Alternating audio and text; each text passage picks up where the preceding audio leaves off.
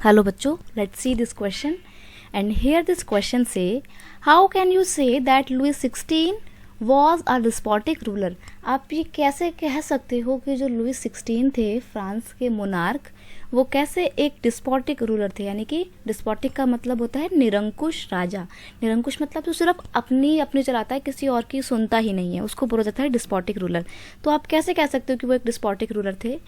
Louis 16 of बूरबॉन family, यानी कि जो लुई 16 थे वो बूरबॉन डायनेस्टी से संबंध रखते थे, became the monarch of France during the 1789। नहीं, 1789 में वो राजा नहीं बने थे, 1774 में बने थे।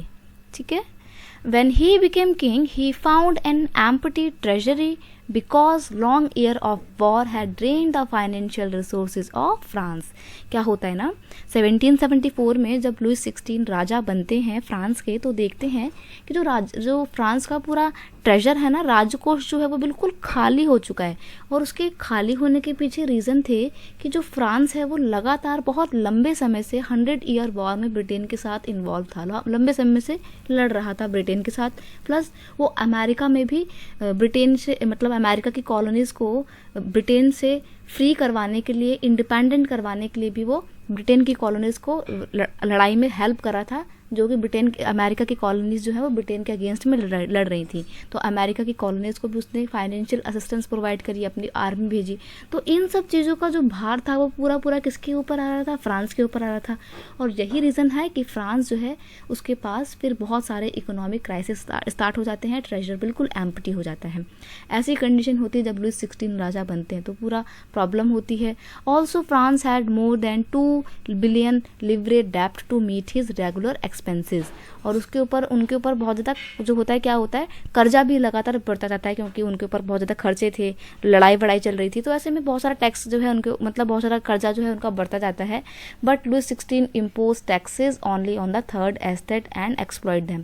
तो वो डिसाइड करते हैं कि टैक्स को इंक्रीज करेंगे, लेकिन वो क्या करते हैं, टैक्स सिर्फ थर्ड एस्टेट के ऊपर ही इम्पोज करते हैं। यहाँ से पता लगता है कि बड़े डिस्पोटिक रूलर थे।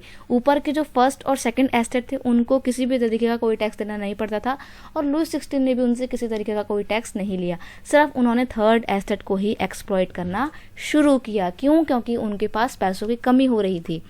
All the political powers were concentrated only in the hand of Louis 16। सारी की सारी जो पावर थी ना, सारी political power, economical power, social power, जो भी पावर थी, वो सारी पावर किंग लुई 16 के हाथ में थी, मोनार्क के हाथ में थी।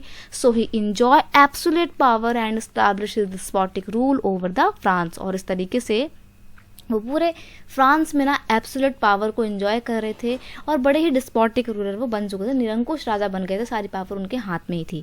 He also rejected the demand of third estate of 1 person 1 vote. यानी कि जो थर्ड एस्टेट की मीटिंग बुलाई जाती है एस्टेट जनरल की, तो एस्टेट जनरल की मीटिंग में थर्ड एस्टेट अपना एक आइडिया रखते हैं कि सभी लोग जो इस पूरी एस्टेट जनरल की मीटिंग में शामिल हो रहे हैं उसमें 1 पर्सन 1 वोट का जो प्रिंसिपल है वो फॉलो करना चाहिए, सभी व्यक्ति को अपना एक वोट देने का राइट होना चाहिए। तो राजा जो है वो इनकी बात नहीं मानते हैं और उनके इस प्रपोजल को वो रिजेक्ट कर देते हैं। तो इससे पता लगता है कि वो सिर्फ अपनी चलाते हैं, किसी और के आइडियाज़ को सुनना ही नहीं चाहते थे।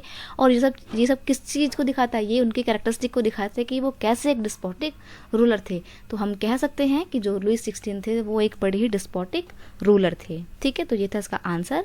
I hope you understand it well. Best of luck.